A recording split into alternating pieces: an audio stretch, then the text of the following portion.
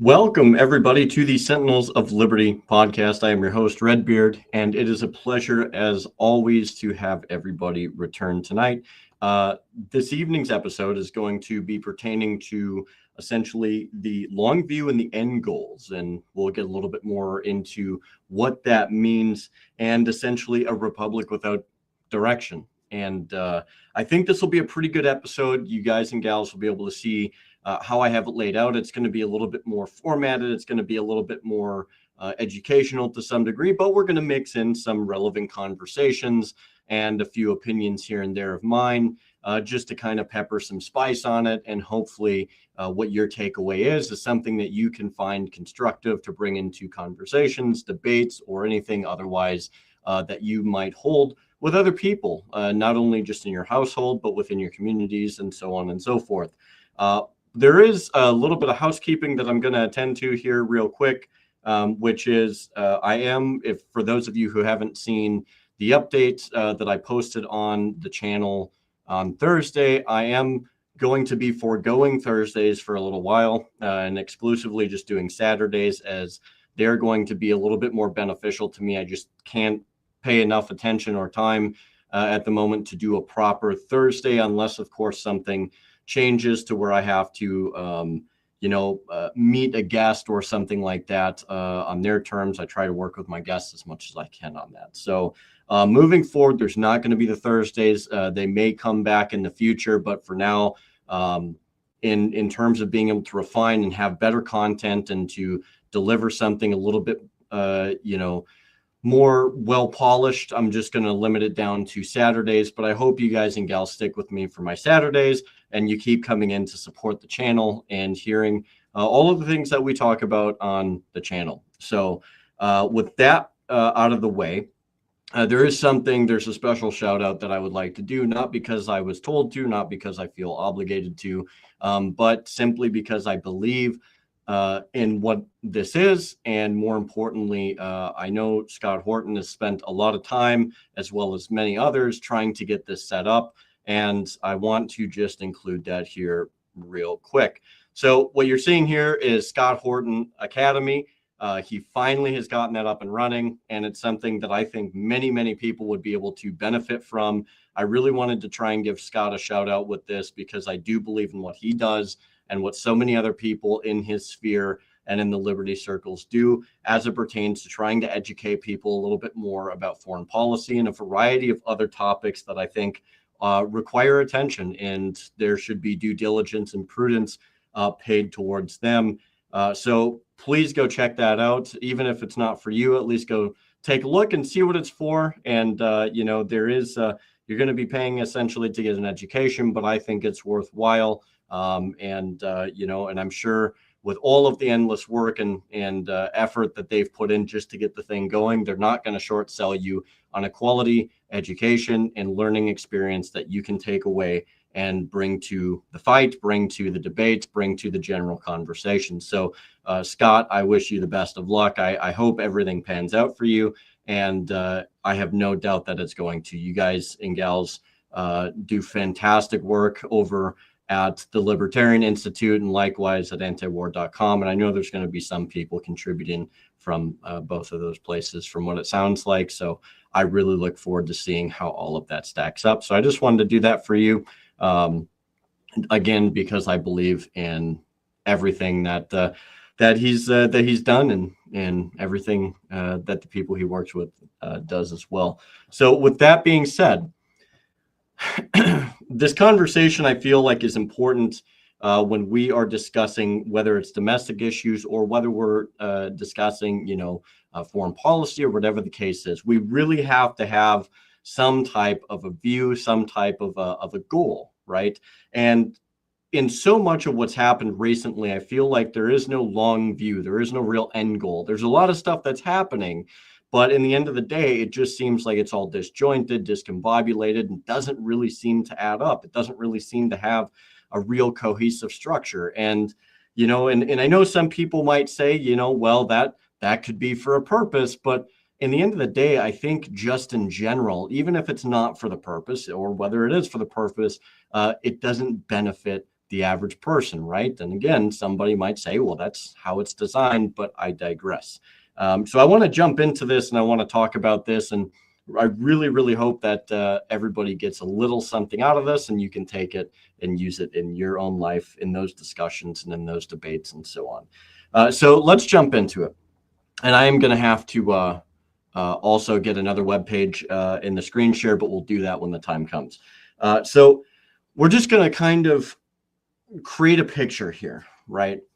So America today is a ship at full speed with essentially no compass, no helmsman, no real destination, it seems. The engines roar, the crew argues, and every new order contradicts the last. And mind you, as kind of a preface, I do have my notes here, so I will be looking off to the side a little bit as we go. So let's add some framing. Let's add a little bit more to this picture that we're trying to paint, right? So our current administration and much of Congress, right, acts without clear objectives or moral horizon. And I think that this is something that's been kind of, a systematic way of doing business for a very long time. It hasn't really changed. Policies on war, economics, liberty, and culture collide like waves in a storm. For all of you, seafaring peoples, I hope you really enjoy this. What we see in activity mistaken for achievement and movement mistaken for progress, right? So you never mistake, movement for action. You don't ever mistake something going on as something that's beneficial or substantive until you see something come of it, something real that comes from it. A lot of people can go out and just do something and say, wow, I've achieved something so great. But when you see the fruits of the labor that's being produced and you look at it and you stand back and you're like, wait a minute, this is a tree that hasn't taken root. This is a tree that bears no fruit. This is essentially something that really has no substance. So we have to keep that in mind. Now, keeping this in mind, as you will, what happens when a nation forgets why it acts? When policy loses principle, and furthermore, the founders gave us the answer. It drifts towards despotism, right? And I know I've talked about despotism, and I've talked a lot about the founders' outlooks and a lot of the founding principles and so many things before, but I do think that they're very important to carry with us. Now, we shouldn't hyperfixate on the past, but we should learn from it, and we should use these lessons, and we should use these foundational principles as a way to guide us forward, not to try and relive the past. That's the way that I feel is the most functional and fundamental way of creating something better. We don't ever want to go backwards. We want to go forwards, but we want to go forward in a meaningful way, something that's going to be more constructive and more fruitful and substantive as we move forward. So in moving forward, the meaning of the long view. What do I mean by this? Well, essentially, the long view means acting today with liberty of tomorrow in mind. So it's not acting, whimsically. It's not just doing something for the sake of progress or for the sake of saying I did something, but it's being substantive. It's something that is being mindful, not just for us, but for our posterity and tomorrow in mind. We have to look with a long view. Washington, Adams, and Madison all measured policy by its long-term effect on freedom, liberty, rights, and the state of how things are going to be tomorrow. And more importantly, not its short-term popularity, right? The short-term effects feel good. It's like a dopamine hit, but eventually it all wears off. So to be hyper-fixated on something immediately can be very detrimental. Moving forward, as a contrast, right, today's leadership governs by the 24-hour news cycle and polling data, right? It's whatever resonates or whatever is the most popular, but perhaps maybe what doesn't always make sense, what isn't going to be supportive of liberty. And while I do feel that, yes, you do to some degree have to resonate with the people that it is that you're representing, you also have to be mindful of the fact that you're going to have to put forward perhaps unpopular policies in the general purview. And I do think that these policies do tend to become unpopular, especially as they are less regulatory and more free, right, to decent demographic, a lot of that also has to do with societal shifts, societal changes, and a lot of what people know and understand. And that's not necessarily always a detriment to those people in general. We have to be mindful of the fact that it's what they've been exposed to. Not every person that grows up in the United States is going to fundamentally know what their rights or liberties are. They're not going to know everything about the Constitution. And while I feel that it would be very beneficial, we have to also take the perspective, as I've talked about, of these people, see where they've come from, see what they understand, what they know, and then be able to find and work through the root causes and the solutions in order to gain a better outcome. A key quote that I would like to share by John Adams is, "Posterity, you will never know how much it costs the present generation to preserve your freedom. I hope you will make good use of it." So this is essentially, I don't know if it's necessarily a warning, but it's a very powerful message telling the future, like, hey, look, there's people that are trying to provide you with something better. And that those people aren't necessarily government. It could be the average person. It could be your parents. It could be your uncles. It could be your grandfather, whatever the case is. And you have people that are working to try and provide something better. Even if they're not the majority, even if they're a determined minority, we also have to look and say, hey, look, we are building this up for you. And there is an impetus, if you want to have a better life, that you have to have some personal responsibility and self-governance to maintain this or improve it as we move forward. The founders built for posterity, however. That was the main goal. And it was, essentially the long view, right? Modern politicians build essentially for press releases. Again, it's what looks good. It's what's going to be appealing at first to the general populace. It's going to be what some people want to hear. And oftentimes we have politicians that simply just talk to hear themselves.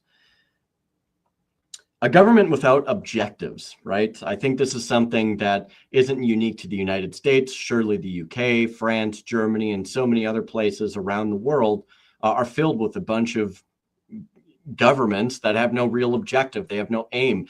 They have a lot of, grandeur, and they have a lot of ideas, and they have a lot of these things, probably many of which people aren't really happy with or aren't really popular.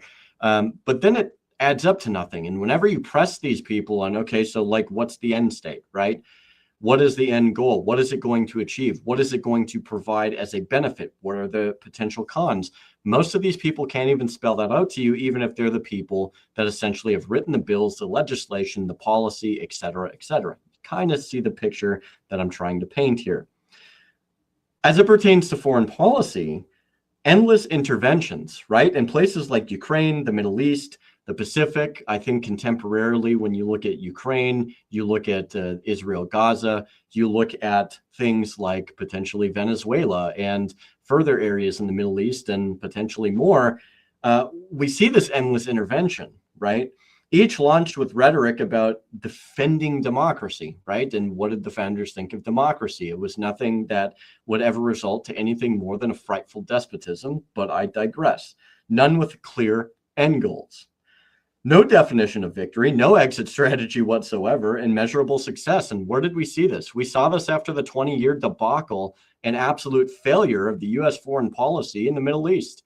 As a matter of fact, people died because there was no real exit strategy. There was no end goal. And you hear people all the time, people like Daniel Davis and Douglas McGregor and so many people who either oversaw things to some degree, were administrative voices, advisors, or were even involved at that time, that had experience, that stood back and they were like, what in the world is going on? We are a rudderless ship. And I do think that's something that Douglas McGregor tends to reference quite a bit. And I think it makes perfect sense. But it is true, right? When you look at these endless interventions, how many of these even have an end game? How many of these individuals that prop up the war machine, whether it's the United States or in Europe or anywhere else, if you sat down and you asked them to detail you a 21-point goal or a plan of how they're going to conduct their war, how they're going to wrap it up, how they're going to exit, and moreover, what the outlying advantages and disadvantages, the benefits and the non-benefits are going to be, most of these people have no idea. They couldn't do it. They don't ever really think that far ahead. And if they do have something, it's in such disarray or in bad shape that it's relatively incoherent. In saying this, we also have to look at the domestic policy aspect of this, right? Economic contradictions, such as printing money while blaming inflation on citizens, promising energy independence while crippling domestic production. Furthermore, culture wars weaponized to distract them from failures of governance. And, when we mash all of this together, it's not leadership, it's essentially reaction. Now, to some degree, I could say that there can be some realm of leadership, right? So I don't want to lean into that entirely, because I do think that if you have broken leadership, you do have a more reactionary government altogether. So every crisis becomes the justification for new control. So when we look at the domestic side of things and we go back and we look at things like energy independence, right? I think Germany's a dumpster fire for this example. Look at what Germany has done. Look at all of the things that they've given away at the behest of these people who have no foresight whatsoever. Germany's practically like crippled in terms of energy infrastructure. You look at their ability to manufacture, you look at even the UK, the United States, and so many other countries. And we've fallen into essentially this vacuum to where you have people that have no end goal, they have no plan, they have no discernible roadmap to get to point A to point B and potentially back to point A again. And when they're pressed on the issues, as I've said before, to give you a substantive outline, they're not really going to be able to produce it. And I think this is extremely problematic. Americans should be able to know step by step what this is going to look like. Whether it's good policy or whether it's bad policy, show us what the meat and potatoes of this is, so that way we can fundamentally understand a little bit more of either your psychopathy or insanity, or what it is that you're actually trying to do to benefit the average American, the average European, whatever the case is, and how that's going to affect or benefit or negate our liberty and our rights. Moving forward, the founders have a compass, right? They kind of had a compass. They kind of had a map. They kind of had a way of looking forward, if you will. And George Washington, I think, does a really good job of being able to explain kind of his point of view on this, which is government is not reason. It is not eloquence. It's force, right? Like a fire, it is a dangerous servant and a fearful master. So right there, he outlines how government is by its very nature. It is a force. It is a dangerous servant and a fearful master, right?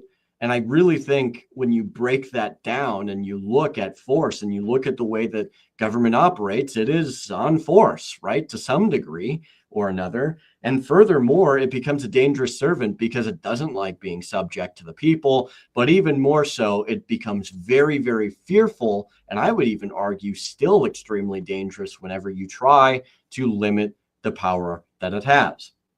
Now, Jefferson goes on to say, the natural progress of things is for liberty to yield, however, and governments to gain ground. However, it wasn't part of that. It was and governments to gain ground. But the point is he's recognizing the fact that liberty, by its very nature, as it pertains to government and the way that government functions, is always expected to yield. It's never expected to flourish, essentially, which is why our founders were so vehemently obsessed with this idea that we as the average person have to be aware, we have to be educated, we have to be involved. And if you're not involved in politics or you have no interest in politics, well, eventually politics will find an interest in you, whether it is you like it or not. And so I think Jefferson and Washington so far are summing up a very good picture that a lot of us should be very aware of and should take note of moving forward. Now, Madison also adds to this. If tyranny and oppression comes to this land, it will be in the guise of fighting a foreign enemy. Again, he's using the example that's been used a number of times, which you could also put in the instruments of war used abroad will eventually be used against the people themselves, and so many other concerns as it pertains to the security state, to this growing militarized state and growing governments in general. I think it's very interesting that when you look at the nature of how government grows, it does always seem one way or another, that it always eventually ends up taxing more, usurping more, restricting more, legislating more, especially when you're in a perpetual state of warfare, crisis, or emergency, right? Each quote forms a compass point, and I think this is very important to note. The North Point, right, is reason over passion. When we look east, it's limited government. When we look south, guard against war's domestic cost. And when we look west, virtue as the founders of liberty, right? Or virtue as the foundation of liberty, sorry. I think all of these points are a very good way to form a compass in the way that we should move and navigate about not only just social and domestic issues, but also in foreign policy related issues. This is going to help us adhere and stay consistent with all of the things that we try to do. Now, I do want to bring up something here just real quick. So if you give me just a brief moment here, I will hopefully be able to do this fairly quickly. And I'm not going to go through the whole thing, but I will post it down below as well as Scott Horton's Academy as well in the description below. But I do want to bring this up. And I thought the very first portion of this was pretty interesting. This is an article that was written by Sofia Gonzalez, and she starts, and I think the opening statement is very interesting, and it really does hit home. And as you guys go through and you read more of this article, I think you'll start to see how it takes shape. The U.S. government says its war on terror protects freedom. However, in practice, every new intervention narrows the perimeter of freedom at home. The language of confronting evil abroad has become a cover for expanding state power, channeling public money to defense contractors, and normalizing surveillance that would have been unthinkable a generation ago. The pattern is familiar. The more expansive the mission overseas, the more elastic the constraints on government at home. And I think Sophia does a fantastic job. She did a very good job of essentially explaining this right in the beginning, this double standard on terrorism, but also just the government's ability to find this elasticity and its justification for having to expand and to excuse all of these different things in order for it to accrue more power and to take and deprive from the average person. So I will put that in the description below. Sophia did a fantastic job again. And I think when you look through and you read the rest of her article, I think you'll find that it's a very intriguing article. So I hope you enjoyed that. We have to measure today's actions against that compass, and the ship is clear. And the ship is clearly off course, right? So when you look at the compass, you look at the principles, you look at the morals and the virtue and the values and all of these different things, and you compare and contrast that with some of the things that Sophia just said, it does make perfect sense. And you start to see these excuses, but these are all excuses that get us into this waylay where there's no direction, there is no stated real goal. They can't pinpoint, one point to the other as to how they're going to achieve it, what the benefits or negatives are going to be, et cetera, et cetera. And I think this long running theme is so important to understand, because when you look at all of these new policies that do get introduced, whether it's economic, whether it's foreign policy, whether it's the border policy, whether it's anything, right? We have to really be mindful of what this compass shows us. And furthermore, really driving home, like, okay, but what is the plan? What is the end game? What is the stated goal? You should be able to show me on paper what it is that you seek to achieve and the effects thereafter, the effects during, and compare and contrast that with other things. So moving forward, motion without meaning. So what does this mean, right? What is it that I'm trying to state here? And essentially, constant legislation, executive orders, sanctions, regulations, each proclaimed as a bold and an amazing action, something that's strong and always good, right? And something that is always going to be beneficial, especially when you listen to some of the bluster today. There's nothing wrong, right? There's nothing that's ever been wrong or done wrong, and we're always constantly winning, and we can't win enough, and yada, yada, yada. But when you look at the metrics of freedom, prosperity, and unity, why is it that they seem to be perpetually in decline, right? Why is it that whenever you see something new introduced, the prosperity of the Americans goes down? Why is it that our liberty and our rights takes a massive hit every single time that there's always something new that's introduced? Why is it that in the end of the day, our unity tends to fracture a little bit more and more? And I think as we look at that, there is that social divisiveness that I explained a little bit up top, and how that's convenient for government to accrue more power. The founders would call this factional turbulence, right? Noise mistaken for governance. And I think, I think that's so powerful, right? Factional turbulence, noise mistaken for government. So when we think about this, right, let's really just take a moment and think about what that is.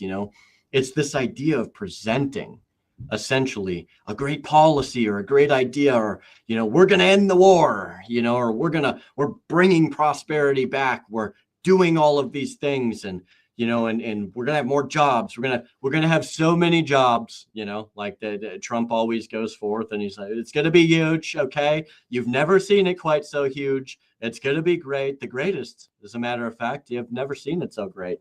It doesn't really matter, to some degree, like what it is that he says, because noise does not equate to action. And furthermore, when there is noise and then you do see action, we have to be able to judge earnestly and honestly those actions against the compass that I've described, the compass that the founders had set forth. And it's not just the founders. There's so many other wise people that had come well before the founders that understood liberty. They understood rights.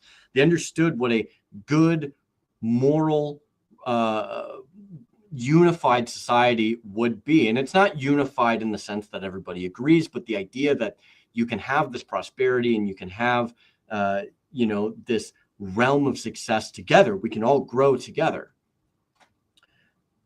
When you look at this this compass, and then you match it and you do see the actual governance taking place, and this government and this action does not support, it does not benefit, it does not add to, it does not create, or essentially not necessarily create, but really lift up the rights and liberties of people when there's no real benefit whatsoever. And more importantly, when you cannot outline, state, or show what the after actions are going to be, what the effects are going to be, the order of effects are going to be, and furthermore, how all of this is going to lay out, and ultimately the execution, it leaves a lot to be desired. And you should be skeptical. You should never stop questioning this methodology. You should always hold them to account. You should always be like, hey, hold on a minute. Let us take a step back here and let us actually evaluate what the heck is going on here, because it seems incoherent. Probably because it is. And when you look at people who just ramble on at the mouth and you hear all of this noise, it's kind of indicative that there really is either no plan, or it's a plan they don't want you to see necessarily, right? When all you hear is noise, but you don't necessarily see movement that equates to real action, well, you ought to question. You should question. It's your right to question.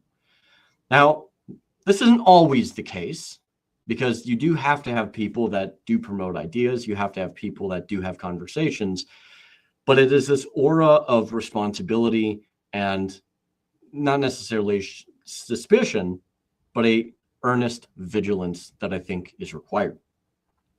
The founders, I think, were very aware of this, and they believed in this a lot. And when you look at things like Adam's warning, for instance, democracy never lasts long. It soon wastes, exhausts, and essentially takes itself out of the fight, if you will, right?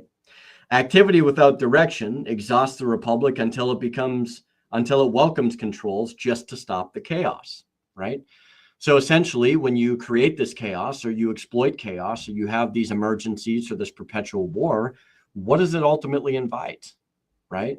It invites this realm of control to quell the chaos. But then wherein is the chaos originating from? Where is the root cause of this chaos? Where is the starting point or the vector, or where is the point of origin of this chaos. And then when you don't have a well fleshed out plan as to how that's going to work, and it's indescribable, you press these people for, okay, so how do we get from point A to point B to point C?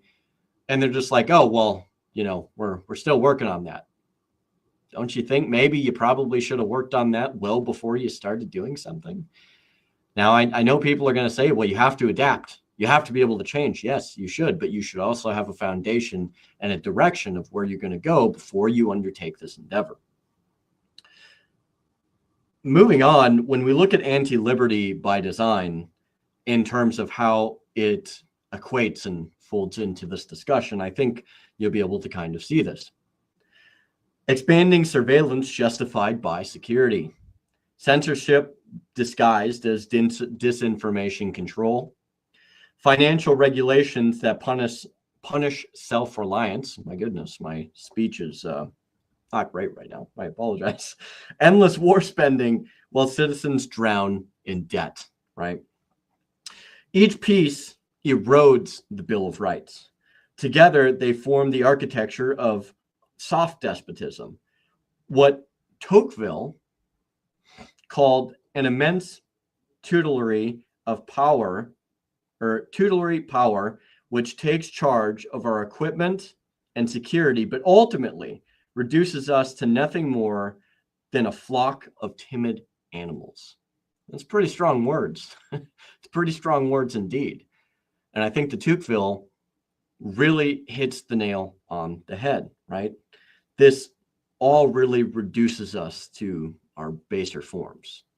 More and more despotism and the growth of government, and especially the growth of government with no real direction or rudder or anything like that, but always conveniently coming up with an excuse as to why they need to expand their power, is something that is extremely detrimental and depriving to the average person, to the average American, the average European, the average person in a Asian or Hispanic country, or wherever you might be, the Middle East. I think there's a pattern here. Matter of fact, I know that there's a pattern here, especially when it comes to governments. When you look at the governance of people and ultimately what you see the results are. I think it's worth pointing out that, especially as it pertains to expanding surveillance, censorship, you have the financial regulations and war, how all of these mechanisms tend to work together.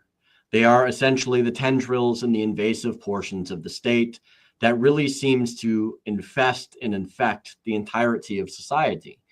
They tend to involve themselves in virtually every area of our everyday life, and they become more and more insidious, like a virus that has no actual cure. I think that when you evaluate how these tendrils and how all of these appendages go out into society, there is a pattern here, right? And we have talked about this just not long ago, which is, I think war is a huge driver. Matter of fact, I know war is a huge driver. I think when you also consider that there's the perpetual state of emergency, you have fabricated chaos or even real chaos. These are all mechanisms or excuses or areas of usurpation in which the government will always try to appeal to your emotional state or your state of essentially, weakness or potentially a state of, being vulnerable. They're always going to appeal to that and say, hey, it's okay. We can help you. We will protect you. We will do all of these things. And what they very seldomly ever say out loud, but they write it, is, but you need to give us something in return. And that in and of itself is a government that is not one of the people. And it's a government that's quite frankly antithetical to who we are as Americans. Moving forward, when we look at the consequences of losing the long view, I think it's very important to keep in mind, without long-term vision, every administration inherits crisis it creates, right? Diplomacy becomes crisis management instead of peace building. The people grow cynical and apathy replaces vigilance. And furthermore, the state expands to fill the vacuum of purpose. A great historical parallel of this is late stage Rome, where spectacles, subsidies, and slogans, were prevalent. Well, the treasury collapsed and the population grew further and further more into hedonism and disarray, ultimately creating a collapse. When we look at restoring the direction and maintaining and maintaining the rudder of our ship, there are principles for course correction. Returning to constitutional first principles. I would argue it's not necessarily an America first principle. While I do believe it is an America first principle, it's not solely an American idea, right? Every policy must answer, does this enlarge or does it limit liberty? This is a question that I think anybody in the world should be able to ask of their government. To reestablish accountability, war powers to Congress, not to the executive, as it was intended. And perpetual crisis governance. Emergency powers must expire. And if there's a constitutional mechanism for ensuring that does expire, that they do go away, if there is one, then we should use it, right? I don't claim to know everything about the Constitution, but one would say that if you look in the Constitution, I would argue that there's probably a few methods in there. But also, if it's not good enough or it's something that can be built on, then we must build on it as long as we are not usurping or violating rights and liberty. Recenter the citizen, right? Or the individual, as I like to say. Government exists to secure rights, not necessarily to manage life. When we look at Jefferson's Longview, the ground of liberty is to be gained by inches. We must be content to secure what we can step by step. Now, this is not appealing to people. Everybody likes this instant gratification. They like the McDonald's drive-through type of policy and expectation and result. But unfortunately, that's not always the case. And while sometimes you might get a victory, it is the incremental advance where you can solidify everything that you've done up till then that I think is more meaningful, perhaps in many ways, than the instantaneous instant gratification effect of going through the McDonald's drive-through window. Liberty endures through steady, principled patience, not impulsive reaction. And I think that's more important today to remember than ever before. Making sure that we are considerate, right? That we are steady, that we are principled, that we do have some form of patience, and that we do not merely impulsively react, but we considerably, make decisions and attempt to understand what the issue is, to understand the roots, and then move forward with a game plan. I think this is the most effective way that we can move forward. So kind of wrapping this up here, I know it's been going on for a while, so I will do my best to bring about the conclusion of this. America today thrashes in place, a rudderless ship mistaking turbulence for progress. The Longview asks, where are we going? A question that I think merits being asked time and time and time and again, especially with a myriad of different things. What ends do our policies serve? A very important question. What ends do our policies serve? Where are we going? What the heck is going on? We need to ask these questions. And then we also need to do something to be a part of helping fix that rudder and move forward. When measured by the founder's compass, the answer is clear. Endless war abroad, surveillance and censorship at home, economics that enrich power while draining the individual or the citizens. It's not progress, right?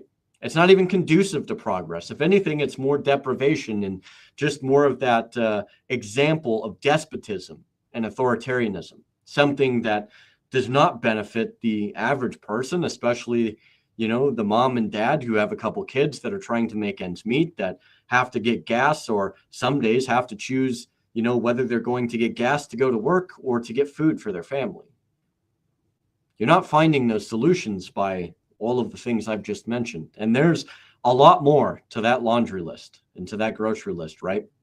The average American suffers while the empire goes forth and abroad, creating emergencies, disasters, chaos, justifying and excusing having to be interventionist, and then bringing those same tools of war and intervention home, silencing the opposition, telling you can't talk about certain things or certain people or certain countries, utilizing the security and surveillance state against the average American, all while not even being able to answer the most basic questions of where the heck are we going? What is the end game?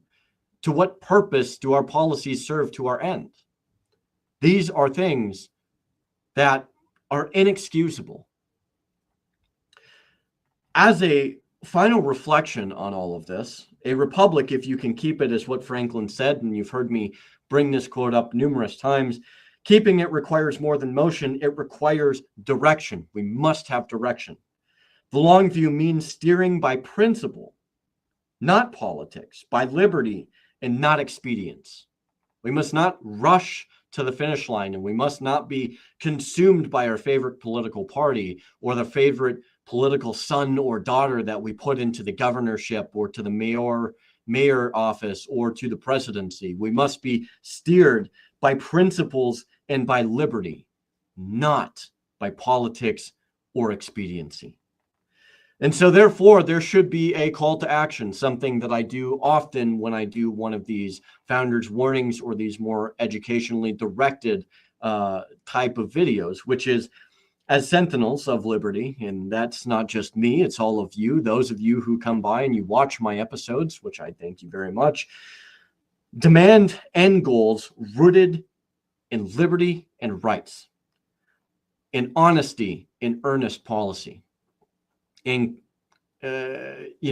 clarity and the ability of transparency, that we should be able to recognize and see these things. Reject word salad leadership that's irrelevant, right? It doesn't matter what somebody says, to the extent of just like, it sounds really good or it sounds really appealing. What is the substance to it? We have to reject this word salad leadership. And furthermore, measure every act of government by its impact on rights and not rhetoric. And moving forward, only then can the republic find its course again. These are the things that are essential. And when we look at the rudderless nature and we look at this ship essentially steering out of control in this vast ocean of chaos, we have to take back control. We have to be aware. We have to be vigilant. And we also must ask the questions, where are we going? To what end does these policies serve? And furthermore, do you even fundamentally understand, as the representative, as the person, can you provide me an answer at all of what the heck it is that your legislation, your bills, your policies, your actions, whatever, how does it serve us? How does it form and how does it benefit the greater good of society? How does it form and benefit the lifting up and not the usurpation or deprivation of rights and liberty? How does it actually become America first and not America last? And there's a lot more that could be said, but I think you get my point. We must be vigilant. We must be aware. We must be educated. We must be an active part of this mechanism, of this machine, of this situation that we are in. It is our responsibility to maintain a good government. We simply go forth and we cast a ballot and we put people forward to represent us. But when these people become departed of the principles and their job, we must bring balance and we must restore order and we must keep these people in check. It is not acceptable for them to just walk away and to say, well, I don't know. I guess we'll just have to see it after it passes. Or I don't know. We'll let you know after a disastrous 20-year war. Or I don't know. I guess after this is ended. Or I guess after, we've launched, operation after operation after operation going after illegal immigrants. We'll let you know what the nature of the substance of that comes about, right? But yet they can't show you the plan. And that's not acceptable. We should not accept that. It is the lowest common denominator. So moving forward, I think each and every one of you, including myself, we all are responsible for carrying forth the flame of liberty. We're all responsible for keeping that torch lit, not only just for ourselves, but for our posterity, for our future, for setting them up with the best course that they possibly can, providing them the same comfort or compass, not comfort, but the same compass that we understand and that we know that we had provided to us through not only the wisdoms of our founders, but also to people before them and people around them and people after them.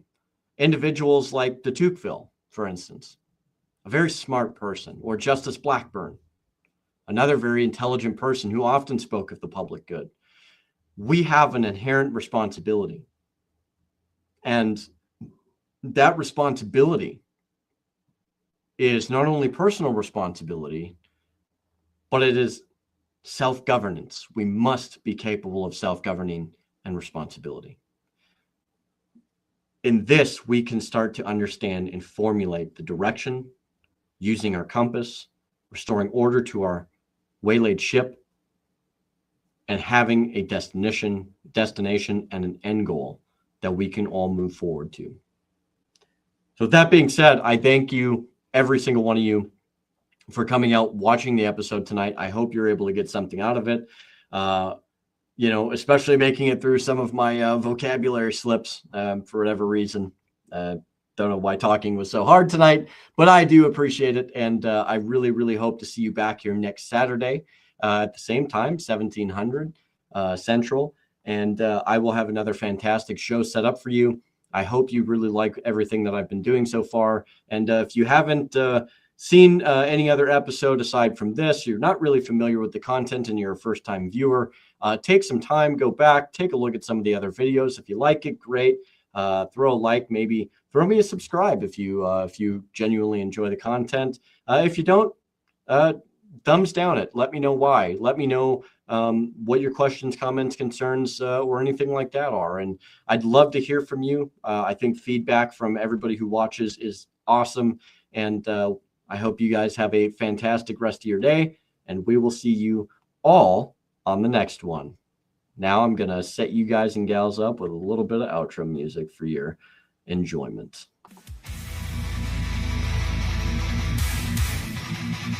Steel-clad